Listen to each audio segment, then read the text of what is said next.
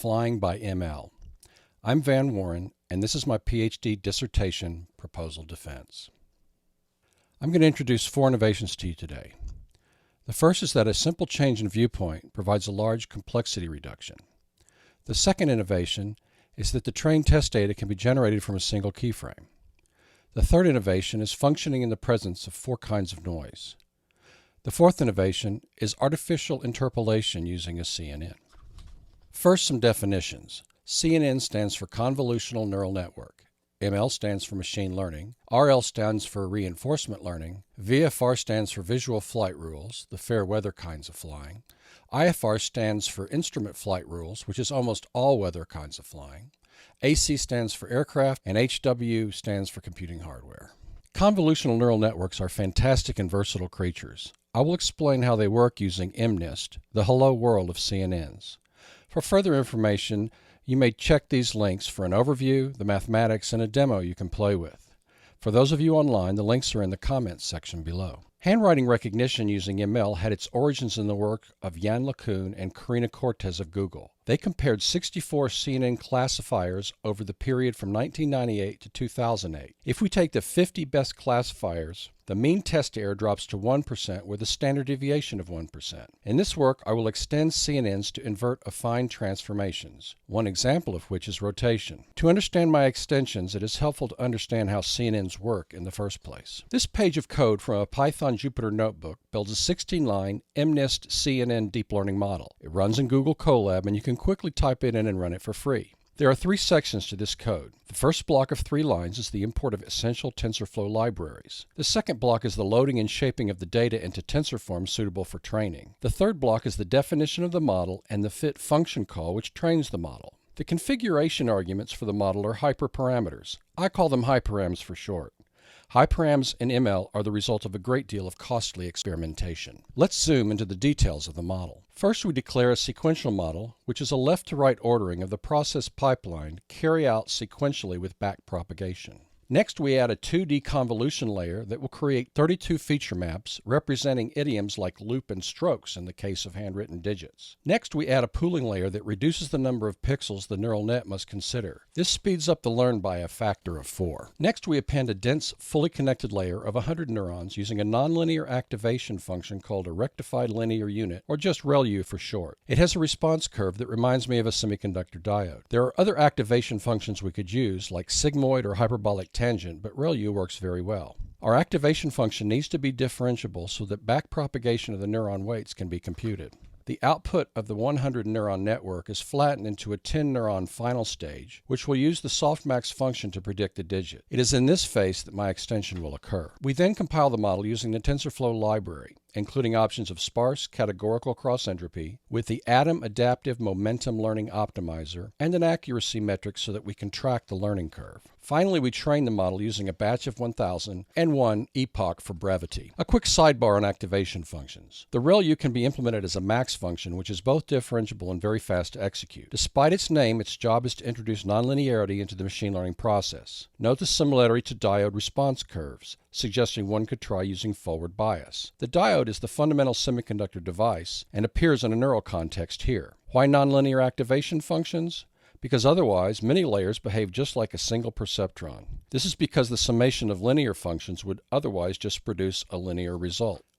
Key change for a sea change. When there's a change of paradigm, everyone starts at 0. To demonstrate this extension of CNNs, a relevant example is required. We will use one from the domain of general aviation, applicable to autopilots and self-flying aircraft. There are several technical revolutions affecting aviation worth considering in this context. The first is the machine learning revolution, with which we're all familiar. The second, similarly, is the web, edge computing, and cloud revolution. There's also the autonomous self-driving vehicle revolution, and finally the drone revolution. Previously, there was a composite material revolution that made these electric aircraft possible. Earlier this year, I proposed using a CNN for a general aviation autopilot under VFR rules. This block diagram has 2 sections. The top section shows a video camera feeding a CNN, which outputs the current roll angle PID controller, implementing Laplace transform control laws to keep the wings level. The bottom section shows a video camera feeding a pre-trained model, which outputs the current roll angle to a reinforcement learning program. The goal was to compare and contrast the performance of conventional controllers to reinforcement learning controllers. My committee advised me to downscope my efforts, so I focused on the CNN.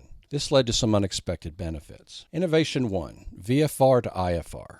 When I first conceived of using ML as an autopilot for roll control, I planned to place the video sensor outside the aircraft. My plan was to train the CNN to recognize all kinds of flight attitudes, terrain, lighting conditions, and weather. This was going to require collecting extensive training footage that was general enough to represent all the combinations that might be encountered. Now imagine that you're flying by the side of a mountain and the video sensor thinks the incline of the mountainside represents level ground. This is a problem, the solution to which illuminates an important robotic principle. Though simple to state in retrospect, it may be the most important step that was made. It turns out that by directly imaging the dial face of a gyroscopically driven instrument, 3 important problems were solved. First of all, there was a vast reduction in visual and computational complexity. Secondly, a solution was obtained that was applicable to almost all weather flight. The third good thing that happened was that it was no longer necessary to tamper with expensive aircraft instrumentation. And so emerges the general principle that specialized sensing devices reduce the ML workload and hardware requirements. Amplifying this point further, robotic sensing imitates the biological. We could sense with our vision, but this would create a large and distracting cognitive overload. Instead, we determine our geometric attitude with a specialized sensor, which in the human are called the semicircular canals, one for each axis of roll, pitch, and yaw. We were made to fly. Consider the standard 6-pack of general aviation. The CNN sensing techniques described here are applicable to all these standard instruments. We will start with roll axis sensing, which is provided by the bank indicator, part of a dual instrument called a turn and bank indicator. Even in modern automated cockpits, these basic instruments persist. Let's focus on the bank indicator component, which performs roll sensing in the turn and bank indicator. Some image processing is necessary to prepare the data for the CNN. We start with a 1036 by 1036 RGB image of 3.2 megabytes in size. The first thing we do is crop and reduce the image to 600 by 600 RGB pixels. Next, the contrast of the image is enhanced. Now the turn coordinator is clipped out, leaving just the bank indicator. Now we have an important decision. Should our robot see in color, grayscale, or black and white? Grayscale was chosen since the image edges alias as they rotate. Grayscale and bicubic sampling preserve edge pixel values, improving the visual acuity of the CNN.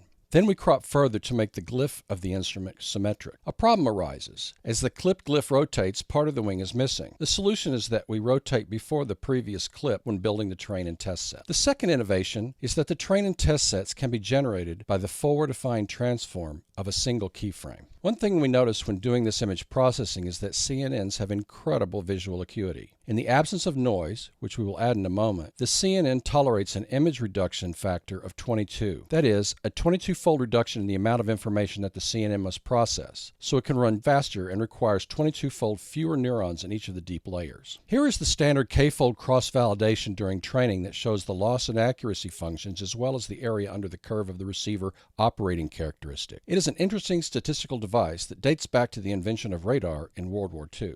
But I digress. Innovation 3, functioning in the presence of noise. The next innovation is to make this work in real-world conditions that include 4 kinds of noise. 4 kinds of noise are currently addressed. Fine-grained sensor noise that come from the camera's CCD itself, coarse-grained lighting noise, which comes from varying illumination conditions within the cockpit, camera offset noise, which is a translational affine operation, and camera zoom, which is an affine scaling operation. Innovation number 4. The next innovation is that we can do artificial interpolation with a CNN to invert the affine transformation that indicates the aircraft's roll angle. This is the most mathematically interesting innovation for me personally, and probably the one with the broadest applicability. It is called artificial because we interpolate categories of related objects to produce a numerical rather than categorical result. Now for a quick sidebar on affine transformations. 4x4 matrix multiplies can rotate, scale, translate skew, and apply perspective to geometric points in 3-space and to pixels in images. They are the bread and butter of modern 3D computer graphics hardware and software. Entire companies have been built around making these operations fast, starting with Silicon Graphics and continuing with NVIDIA. This artificial interpolation is done by what I call a prediction vector trick. The CNN is adapted to recover the roll angle using the entire prediction vector. This inverts the usual process of affine transformation. It's analogous to the kernel trick in support vector machines. The kernel trick of SVM is to convert the dot product of the support vectors to the dot product of the mapping function. Now, we usually think of CNNs as giving categorical results: car, truck, airplane, or horse, zebra, dog, and cat. The CNN backend can be rewired to invert the affine transformation of rotation. We will also use it to invert scaling and translation when noise is introduced. Here's how it works. Instead of doing the argmax on the prediction vector and choosing the most likely thing that happened, we do a dot product between the bank angle array and the decision vector. So you can see here in the prediction vector there's 3 hotspots, and those 3 hotspots are going to contribute to our bank angle. We gather all the inferred angle fragments and then sum them up. So I have a few next steps in completing my work. The next step is to optimize the 16 hyperparameters. With 16 bounded cases and a midpoint, there are 43 million possible runs, just to characterize the space. Thus, grid-based search is not feasible. A deep dive is currently underway using Jason Brownlee's optimization opus as a starting point, with another innovation in the works: Administrivia. The remaining 5 slides enumerate next steps in completing the dissertation. Using Python Jupyter Notebooks and Google Colab GPUs in the cloud is a paradigm shift in software development. Many lessons have been learned, but the remaining struggle is how to decompose large problems into manageable pieces while retaining good visibility into the software details.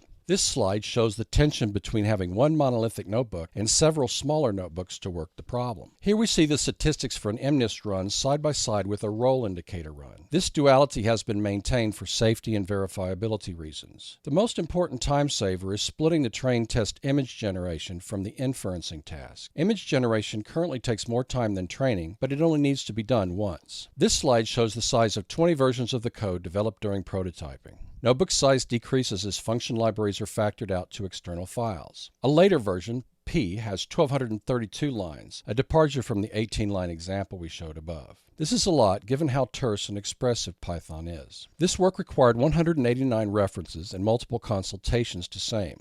Every one of the aviation, technical, and development references were essential in constructing this proposal and software. The references accumulated during this work would make an interesting ML Python tutorial on their own. So that's it. Those are the 4 innovations for CNNs for affine inversion. Hope you enjoyed the talk. Please click like in the link below. Thanks a lot for watching.